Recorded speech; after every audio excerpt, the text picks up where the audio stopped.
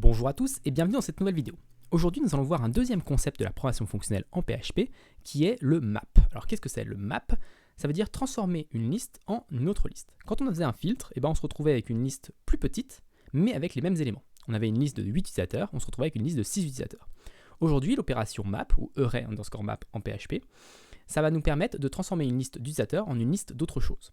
Donc par exemple, si on a notre liste d'utilisateurs et qu'on veut une liste de noms, par exemple, comment on ferait en PHP pur? En PHP pur, on aurait une liste de noms, names, on ferait un for each sur nos utilisateurs, et on ajouterait à nos utilisateurs user flèche name.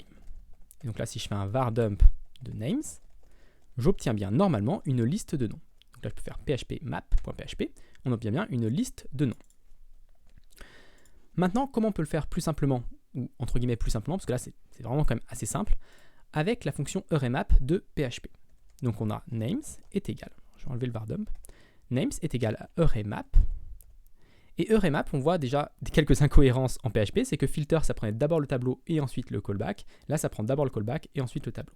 Donc on va pouvoir directement utiliser notre callback avec notre fonction anonyme courte, donc on a un utilisateur qui arrive, on va renvoyer user name, et en deuxième paramètre, on va lui passer le tableau des users. Et si je fais un var dump de names, normalement, on obtient les mêmes noms que tout à l'heure. Donc là, on obtient bien les mêmes noms que tout à l'heure. Et enfin, comment le faire en Laravel? Donc la même chose, peut-être commencer à avoir un peu l'habitude. On va avoir un collect pour nos utilisateurs, sur nos utilisateurs. Et ensuite, on va utiliser la fonction map.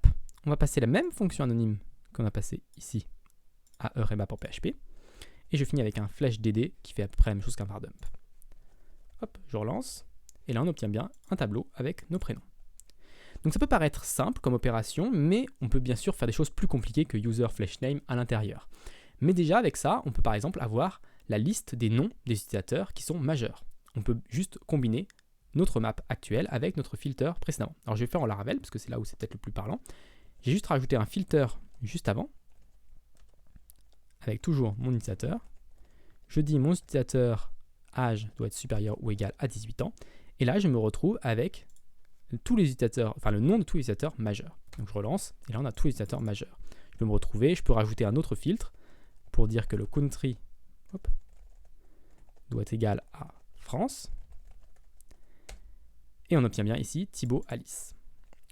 Donc vous voyez, c'est assez simple de pouvoir chaîner les différentes opérations pour ensuite avoir un traitement spécifique pour certaines. Donc c'est quelque chose que j'avais dit un petit peu dans la première vidéo, c'est que la programmation fonctionnelle excelle vraiment dans la manipulation des données pour pouvoir faire des choses, donc des moyennes, des statistiques, ce genre de choses. Donc voilà pour cette petite vidéo, j'espère qu'elle vous a plu. Si elle vous a plu, n'hésitez pas à vous abonner à la chaîne et à la partager autour de vous. Et puis moi je vous retrouve très rapidement pour la suite de cette série sur PHP fonctionnel.